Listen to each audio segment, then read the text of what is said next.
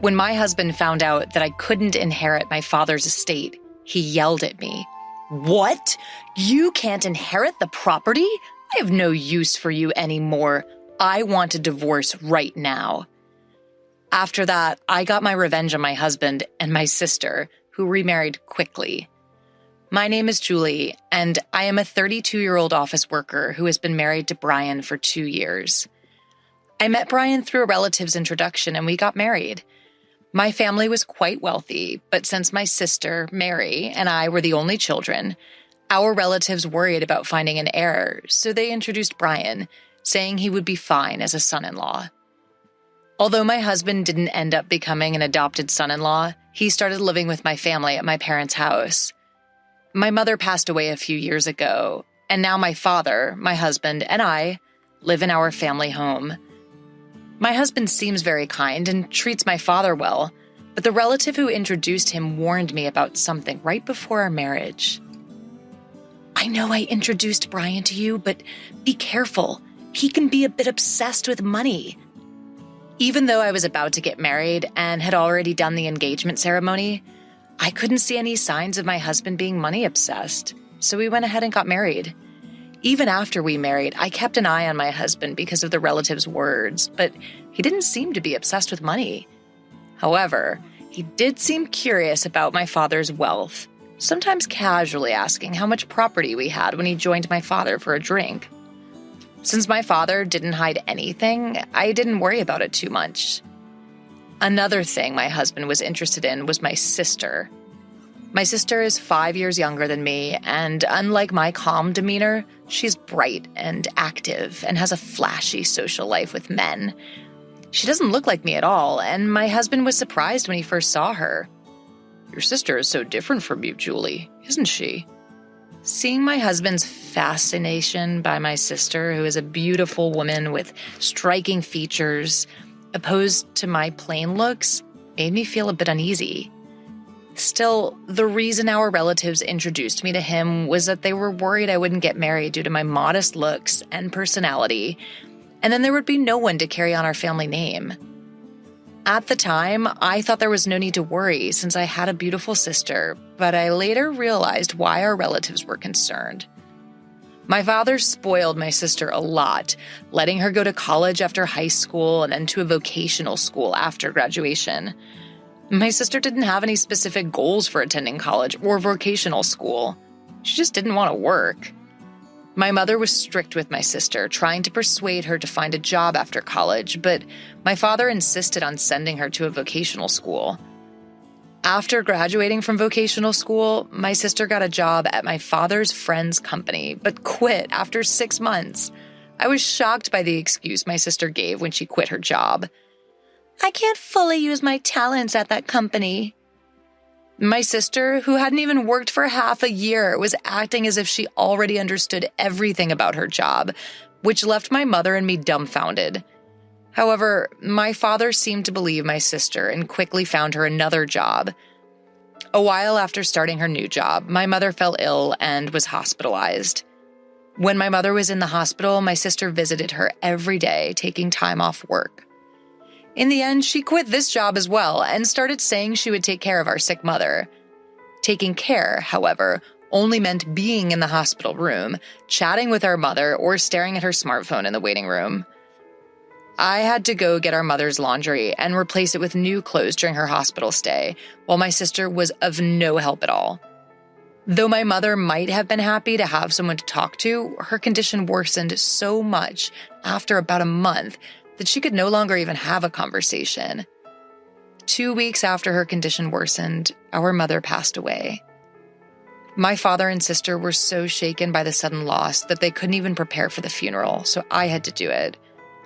Thanks to the help of our relatives, we were able to send off our mother somehow. After our mother's death, my sister started working part-time and moved out of our family home to live alone. Since her part-time income wasn't enough to pay the rent, our father covered the rent and utility bills, and it seemed my sister spent the money she earned on having fun. When her part-time income wasn't enough, she would go to our father and ask for an allowance. When our mother was alive, She'd been strict with my sister, so our father didn't give her any allowance after she started working. But now he was giving her as much as she wanted. I thought it was no problem if both my father and sister were happy with that arrangement. Even after I got married and started living with my husband in my family home, my father continued giving my sister an allowance. At that time, I didn't realize that my sister was also asking my husband for money, and he was happily giving it to her. Being unable to say no to my beautiful sister, my husband would secretly give her money, saying, "Don't tell Julie about this. She might get jealous if she finds out." My sister would only work part-time when she felt like it and live off the money she got from our father and my husband. But her carefree lifestyle didn't last forever, as our father fell ill and had to be hospitalized. I took care of our father during my breaks from work, but my sister never showed up at the hospital. Instead, she started calling me and demanding money. "I've been getting money from Dad every month, so I want you to keep giving it to me. The rent and utilities are all being withdrawn from Dad's account after all." She spoke to me angrily, but I was shocked to learn this for the first time. I got angry at my sister, who only cared about her own life instead of worrying about our hospitalized father. I really wanted to hang up on her, but she seemed to be in trouble, so I asked her how much money our father had been giving her every month. "How much have you been getting from Dad every month? Hurry up and get a job so you can live on the money you earn." My sister replied grumpily, "You're so annoying. I've been getting $1,000 a month. That's not including rent and utilities, by the way." I was appalled by my sister, who boasted about the amount she was receiving. I thought that if our father kept giving such a grown-up sister so much money, that she would lose any motivation to work seriously. I didn't think it was much of a problem to give my sister money, since I believed our father would recover quickly. However, our father's condition suddenly worsened, and I hurriedly contacted our relatives. The doctor told me it was a serious situation, and I was deeply shocked. During times like these, I wanted my husband's support, but he rarely showed up to the hospital, saying he was busy with work. Moreover, when he did visit, he would ask me inappropriate questions like, "Your father's inheritance must be huge, right? Since you and your sister are the only heirs, are you going to split it in half?" I had no words to respond to my husband, who only talked about the inheritance. I realized that what the relatives meant when they said my husband was obsessed with money and felt disgust. When my sister received a call, I explained that our father was in a critical condition, but she only worried about her own finances. "Make sure you pay me my monthly allowance. I can't survive without that money." The call ended abruptly. I was angry at my sister's response, but I was also concerned about the faint male voice I heard on the other end. I recognized the voice and had a bad feeling. About a month later, my father passed away, and neither my sister nor my husband showed up during his last moments. Having experienced my mother's funeral, I realized how heavy-hearted funeral preparations could be. On top of that, neither my sister nor my husband helped at all, and my sister didn't even attend the funeral. My husband did show up at the funeral, but he disappeared immediately afterward, claiming he had work. The relative who introduced me to my husband noticed his absence and asked me about it. "Where's your husband? It's strange for the chief mourner to be absent, isn't it?" All I could do was force a smile and answer, "He seems to be busy with work, so he went back." The relative sighed upon hearing my explanation, and I felt like sighing too. Once the funeral was over and I could finally catch my breath, my husband grinned and asked me, "So, how much did you inherit? Even if you split it in half, you'll get a lot of money, right?" As the relatives had warned before our marriage, my husband seemed to only care about my father's inheritance. Disappointed by my husband's true nature, I gave him an evasive answer. "My sister gets $1 billion and I get zero." We haven't talked to the lawyer yet, and I haven't had time to process my feelings since the funeral just ended.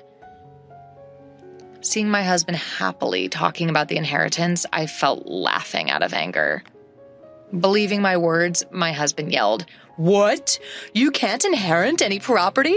I don't need you anymore. Let's divorce right now." I felt the same way, so I retorted, "Let's do that. You only married me for your father's inheritance in the first place. I'll divorce you." With that, I shoved the prepared divorce papers in front of my husband. As if anticipating this, I took out the divorce papers, which seemed to surprise him a bit, but he signed them anyway. After signing the divorce papers, my husband left the house saying, "I'll divorce you, who gets zero inheritance, and marry your sister to get the $1 billion." I didn't care, and immediately went to the city hall to submit the divorce papers. I was able to leave my terrible husband. My ex-husband submitted his marriage registration with my sister the very next day. A few days later, my ex-husband called me. Still believing that story, he yelled, "When are you going to start the inheritance procedures? Give Mary her $1 billion already." I had been waiting for my ex-husband to contact me. I didn't want to reach out to him after he left our house. I replied to my ex-husband in a business-like tone, "Let's have a discussion at my place this Sunday. I'm preparing for the procedure and waiting for you." Brian, my ex-husband, was thrilled at the thought of receiving an inheritance and hung up the phone, but I was looking forward to seeing his face when he found out the truth. Over the weekend, my ex-husband and my sister Mary came to our parents' house, and both of them were surprised that I had called a lawyer. However, Brian seemed to convince himself and said, "I guess we need a lawyer when we're inheriting a large amount of the money." Then the lawyer, with a puzzled look, started talking to Brian.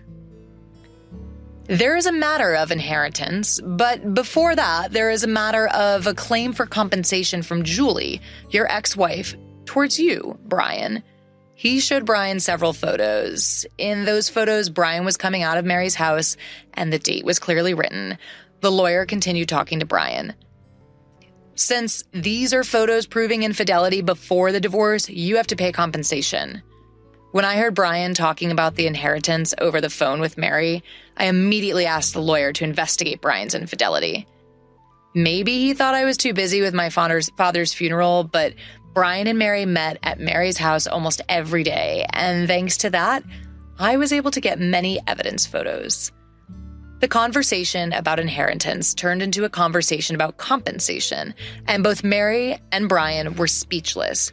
But Brian quickly recovered and retorted, "Compared to the $100 million inheritance, compensation is just a small amount. I'll pay it right away." When the lawyer handed him the compensation claim documents, he signed them easily.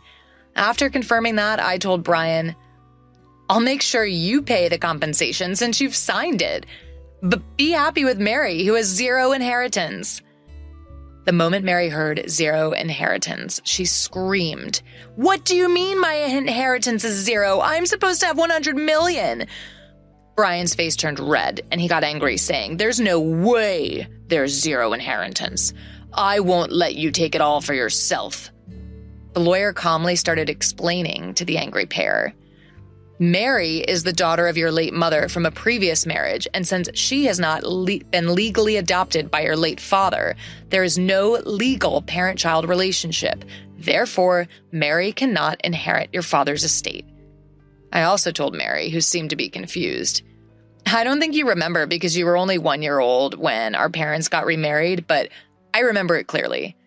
I was 6 years old when our parents remarried, and I remember being happy that I suddenly had a sister. I never thought that such a sister would steal my husband." Both our parents were struggling with young children and had someone mediate between them, thinking it would be best for them to remarry. My mother treated me like her real daughter, and my father treated Mary with care. My father might have spoiled Mary because she was not his real daughter, and he wanted to be extra careful with her. Our parents each had a child when they remarried, and my mother, who was suspected by relatives of marrying my wealthy father for his money, refused to have Mary legally adopted by him. The reason the relatives kept recommending marriage proposals to me was that they knew I was the only one who could inherit my father's estate. If our parents had had a child together, things might have gotten even more complicated, but fortunately or unfortunately, they didn't have any children. They might have decided not to have children to avoid future inheritance disputes. It has now become clear that our father continued to support my sister financially after she became an adult because he couldn't pass on his inheritance to her.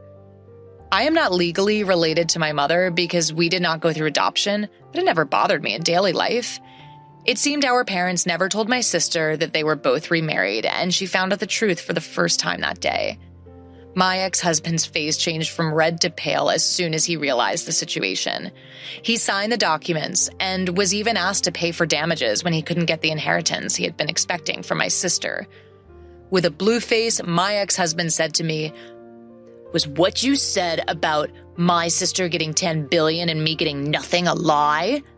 Holding back laughter, I said, "Of course it was a lie. It was to get back at you for cheating on me behind my back.